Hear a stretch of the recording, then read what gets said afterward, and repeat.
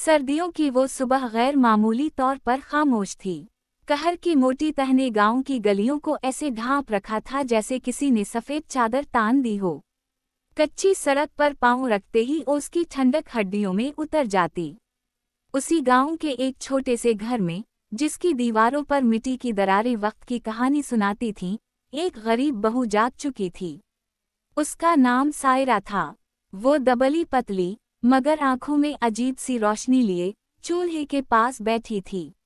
जलती लकड़ियों की आंच कमजोर थी, मगर इसकी मेहनत की गर्मी पूरे घर को महसूस हो रही थी। सायरा की सास, जो बरसों की तंग दस्ती ने सख्त बना दी थी, चारपाई पर लेटी करा रही थी। शौहर मजदूरी की तलाश में कई दिनों से शहर गया हुआ था और अभी तक लौटा नहीं था। घर में बच्चों के लिए आटा कम, दाल तकरीबन खत्म और सब्जी का नाम वाव निशान नहीं था। मगर सायरा के हाथ रुके नहीं। इसने पुरानी सी अलमारी से एक टूटा फूटा लंच बॉक्स निकाला। वही लंच बॉक्स जो कभी उसके शौहर के काम पर जाने के दिनों में काम आता था, आज इसकी उम्मीद बनने वाला था। सायरा ने बचा हुआ आटा गूंधा, नमक मिर्च की मामूली सी चटक्की डाली और चूल्हे पर 2 खुश्क रोटियां सेंकीं। साथ में एक प्याली में पतली सी दाल, जिसमें पानी ज्यादा और दाल कम थी, मगर नीयत में कमी ना थी।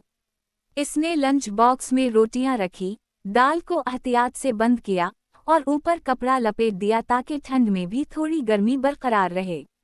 इसकी उंगलियां सर्दी से सून थीं, मगर दिल में अज़्म गरम था। घर के कोने में रखा पुराना सा दो चश्मी एला, जिसकी लकड़ी जगह जगह से घुसी हुई थी, इसके सामने खड़ा था।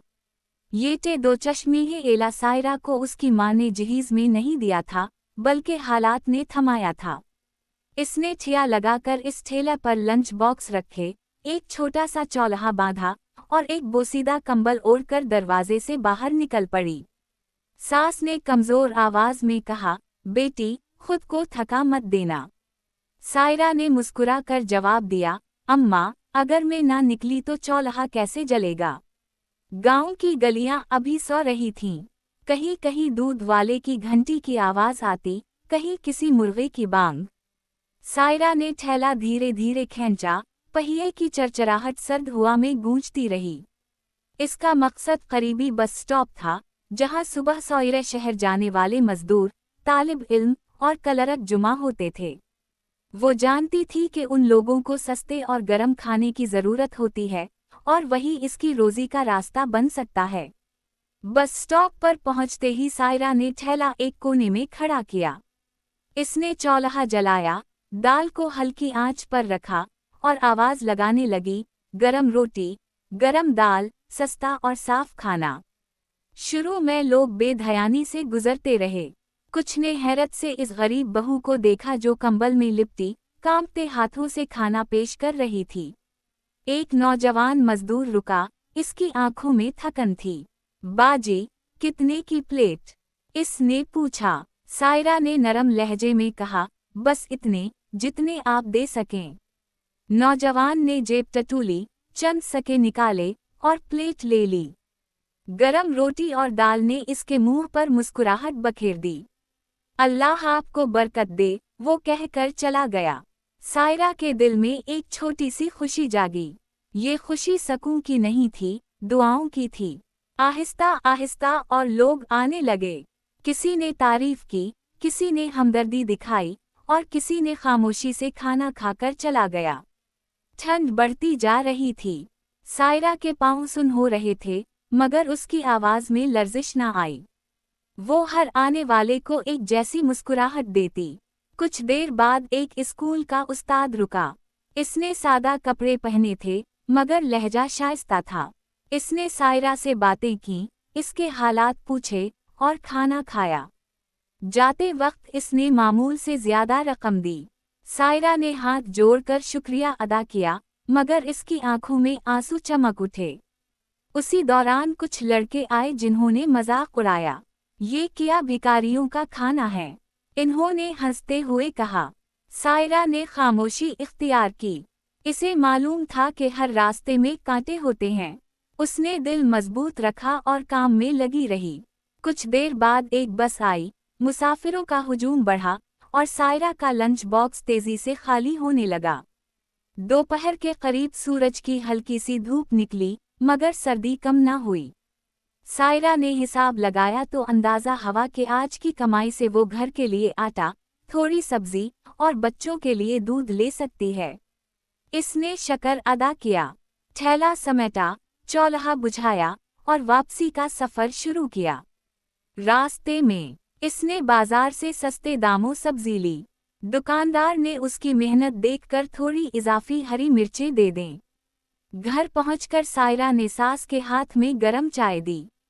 सास की आंखों में नरमी उतर आई। बेटी, अल्लाह तुम्हें सलामत रखे, उसने दुआ दी। बच्चे माँ से लपट गए। सायरा ने इन्हें सीने से लगाया और इस लम्हे उसे अपनी सारी थकन भूल गई। इसे मालूम था कि रास्ता अभी लंबा है, मगर आज की कामयाबी ने इसके हौसले को मजबूत कर दिया था। शाम ढलने लगी। बाहर सर्द हवा चल रही थी, मगर घर के अंदर उम्मीद की गर्मी थी। सायरा ने लंच बॉक्स धोया, ठेले को कोने में रखा और कल के लिए मंसूबा बनाने लगी। इसके जहन में नए पकवान, बेहतर इंतजाम और ज्यादा लोगों तक पहुंचने के ख्वाब थे। वो जानती थी कि एक गरीब बहू का ये छोटा सा लंच बॉक्स ठेला एक दिन इसके खानदान की तकदीर बदल सकता है। रात को जब सब सो गए, सायरा ने आसमान की तरफ देखा। सितारे ठंडी रात में चमक रहे थे। उसने दिल ही दिल में अहद किया कि चाहे सर्दी हो या गर्मी, वो हिम्मत नहीं हारेगी। इसकी मेहनत, इसका हौसला और इसकी सच्चाई ही इसकी असल दौलत थी। और उसी यकीन के साथ वो आने वाले कल के ख्वाब आंखों में सजा कर सो गई। अगली सुबह सर्दी और भी सख्त थी। रात भर चलने वाली ठंडी हवा ने गांव को जैसे जमा दिया था। सायरा फजर से पहले ही जाग गई। हाथ पांव सुन थे, मगर दिल में कल से ज्यादा हौसला था। इसने वजू किया, मुख्तसर सी दुआ मांगी और चूल्हे के पास बैठ गई। आज उसने फैसला किया था कि सिर्फ दाल रोटी नहीं, बल्कि थोड़ी सी सब्जी भी शामिल करेगी ताकि खाना मजीद दिलकश हो जाए। इसने कल लाई हुई सब्जी का आधा हिस्सा काटा, प्याज को बारीक किया और मामूली से तेल में भून कर सादा सी सब्जी तैयार की। खुशबू पूरे कमरे में फैल गई। सास जाग चुकी थी। इसने हैरत से बहू को देखा और धीरे से कहा, बेटी, इतनी मेहनत मत किया करो, बीमार पड़ जाओगी। सायरा ने मुस्कुरा कर जवाब दिया, अम्मा, मेहनत ही तो हमारी दवा है। बच्चों ने आंखें मिलते हुए माँ के पास आकर सब्जी की खुशबू सौनगी और खुशी से उछल पड़े। सायरा ने इन्हें प्यार किया और जल्दी जल्दी लंच बॉक्स तैयार करने लगी। आज लंच बॉक्स में 3 चीजें थीं, गरम रोटियां, पतली दाल और सादा सब्जी। इसने सब कुछ तरतीब से रखा, कपड़े में लपेटा और ठेला पर जमा दिया। कंबल ओढ़ कर वो फिर उसी रास्ते पर चल पड़ी। रास्ता वही था, मगर आज कदमों में ज्यादा एतमाद था। बस स्टॉप पर पहुंचकर उसने ठेला जरा नुमाया जगह पर खड़ा किया, क्योंकि कल कुछ लोग उसे पहचानने लगे थे। जैसे ही उसने आवाज लगाई, कल वाला नौजवान मजदूर फिर आ गया। इसने मुस्कुरा कर कहा, बाजी, आज तो खुशबू और भी अच्छी है।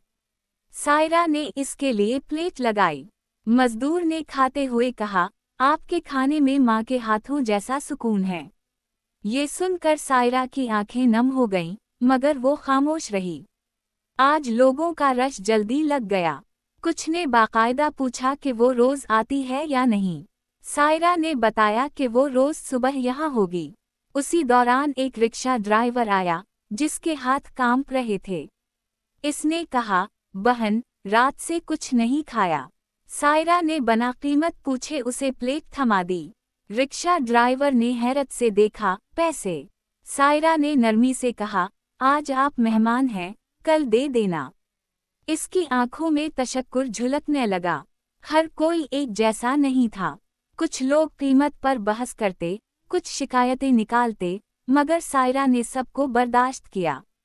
उसके लिए सबसे अहम ये था कि उसका खाना लोगों के पीठ और दिल दोनों को गर्म करे। सर्द हुआ के झोंके आते, कंबल हलता, मगर उसके हाथ मुसलसल काम में लगे रहते। दोपहर के करीब एक अजीब वाकया पेश आया। एक अच्छी पोशाक में मलबूस औरत, शायद किसी दफ्तर की मुलाजिम, रुक गई। इसने खाने को गौर से देखा और पूछा, तुम ये सब अकेली बनाती हो? सायरा ने हाँ में सर हिलाया। औरत ने एक प्लेट ली, चंद नवाले खाए और कहा, ये तो वाकई बहुत साफ और सादा है। जाते वक्त इसने सायरा को मशवरा दिया, अगर तुम चाहो तो मैं तुम्हें शहर में किसी जगह का पता दे सकती हूँ, वहाँ गाहक ज्यादा होते हैं। सायरा के लिए ये बात नई उम्मीद बन गई। उसी दौरान गांव का एक जान पहचान वाला आदमी आया, जो अक्सर तंजिया बातें करता था। इसने हंसते हुए कहा, बहू, अब तुम भी दुकानदार बन गईं। घर संभालो, ये काम मर्दों के हैं। सायरा ने पहली बार नरम मगर मजबूत लहजे में जवाब दिया, जब घर की जिम्मेदारी उठानी हो तो काम मर्द या औरत का नहीं रहता। कुछ लोग खामोश हो गए, कुछ ने सर हिलाकर तायद की। शाम से पहले ही लंच बॉक्स खाली हो चुका था। सायरा ने हिसाब लगाया तो आज की कमाई कल से ज्यादा थी। उसने दिल ही दिल में शक्र अदा किया। बाजार से उसने आटा, थोड़ी दाल और बच्चों के लिए एक छोटा सा बिस्किट का पैक खरीदा। ये छोटी सी चीज भी बच्चों के लिए ईद से कम ना थी। घर लौटकर उसने सबसे पहले सास के पांव दबाए। सास ने प्यार से इसके सर पर हाथ रखा और कहा, बेटी, मैंने बहुत बहुएं देखी हैं, मगर तुम जैसी हिम्मत वाली कम ही देखी। ये सुनकर सायरा को लगा जैसे उसकी सारी थकन उतर गई हो। बच्चे बिस्किट खाते हुए खुशी से माँ के इर्द गिर्द घूम रहे थे। उसी शाम शौहर का खत आया। वो शहर में मजदूरी कर रहा था और हालात मुश्किल थे, मगर उसने लिखा था कि वो जल्द वापस आएगा। सायरा ने खत पढ़कर दिल मजबूत किया। इसने सोचा कि जब तक शौहर वापस नहीं आता, वो ये ठेला पूरी जिम्मेदारी से चलाएगी। रात को जब वो सोई तो उसके ख्वाब बदलने लगे थे। अब ख्वाब सिर्फ पेट भरने के नहीं थे, बल्कि इज्जत से जीने के थे। वो सोचने लगी कि अगर ये काम चल पड़ा तो वो बच्चों को पढ़ा सकेगी, सास का इलाज करा सकेगी और शायद एक दिन अपना छोटा सा पक्का घर भी बना सकेगी। अगले दिनों में सायरा का ठेला बस स्टॉप पर पहचान बन गया। लोग इसे नाम से नहीं, गरम खाने वाली बहू के नाम से जानने लगे। सर्दी अपनी जगह थी, मगर इसकी मेहनत ने लोगों के दिलों में इसके लिए जगह बना ली थी। हर दिन के साथ इसके हौसले में इजाफा हो रहा था, मगर आजमाइशें भी बढ़ रही थीं, जिनका सामना उसे आने वाले दिनों में करना था। सर्दियों के दिन आहिस्ता आहिस्ता गुजरने लगे, मगर सायरा के दिन पहले से ज्यादा मसरूफ हो गए थे।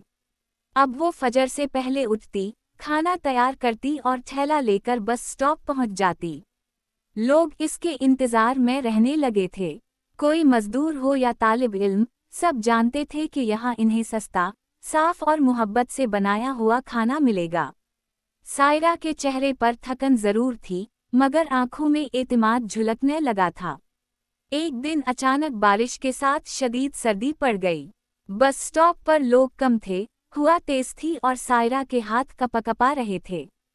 कुछ देर तक कोई गाहक न आया।